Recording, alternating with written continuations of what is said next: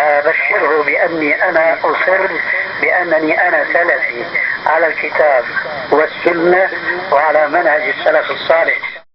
എന്നാൽ ഒരാൾക്ക് പറ്റുന്ന കാര്യം എന്താണ്? പറ്റുന്ന കാര്യം നേരത്തെ ഞാൻ പറഞ്ഞിരുന്നല്ലോ, ജനാപത്തുകാരനായി നേരം പുലർന്നാലും നോമ്പിന് ദോഷം വരാനില്ല. അത് നേരത്തെ പറഞ്ഞിട്ടുള്ളതാണ്. രണ്ടാമത്തേത് അൽ മുബാശറത്തു വൽ ഖുബലത്തു ലിസ്വാഇം.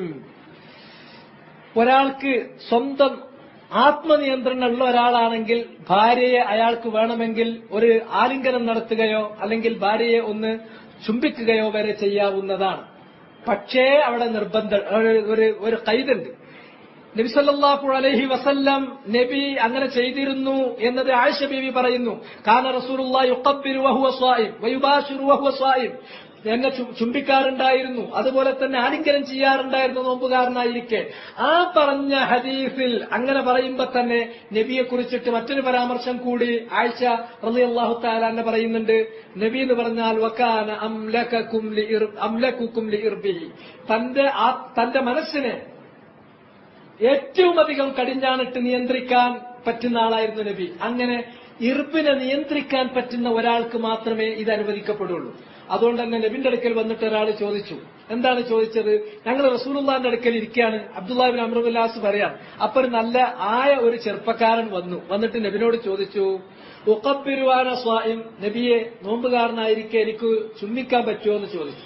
ഖാല ലാ, ഇല്ല. അയാൾ പോയി. ആ സദസ്സ് പിരിയുന്നതിന് മുമ്പ് തന്നെ വേറെ കുറച്ച് വയസ്സായിട്ടുള്ള അയാൾ വന്നു.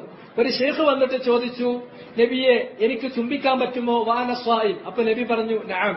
ഫനദറ ബഅദുനാ ഇലാ ബഅദ്. അപ്പൊ ഞങ്ങൾ അങ്ങോട്ടും ഇങ്ങോട്ടും നോക്കി. ഒരാളോട് നബി അങ്ങനെയും പറഞ്ഞു, ഒരാളോട് നബി ഇങ്ങനെയും പറഞ്ഞു. അപ്പൊ നബി സല്ലല്ലാഹു അലൈഹി വസല്ലം അതിന്റെ ഹിക്മത്ത് പറഞ്ഞു. ഇന്ന ശൈഖ യംലികു നഫ്സഹു.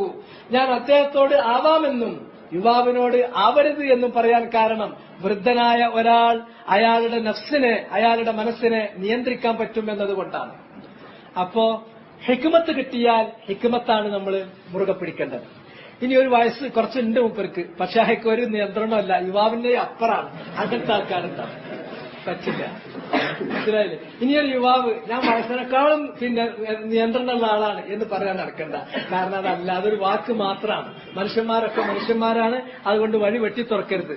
പിന്നെ അതുപോലെ രക്തപരിശോധനയ്ക്ക് വേണ്ടി രക്തം കൊടുക്കുന്നത്, അതുപോലെ മരുന്നിന് വേണ്ടിയുള്ള ഇഞ്ചക്ഷൻ, അതുപോലെ തന്നെ ഹിജാമ വെക്കുന്നത്, ഇതിനൊന്നും തെറ്റില്ല. ഭക്ഷണം രുചിക്കുന്ന ഇതൊന്നും തെറ്റില്ല. തണുത്ത വെള്ളം മേലൊഴിക്കുന്നത് തെറ്റില്ല. അതുപോലെ തന്നെ ഇങ്ങനെയുള്ള കാര്യങ്ങളൊക്കെ നമ്മൾ പറഞ്ഞിട്ടുണ്ട്.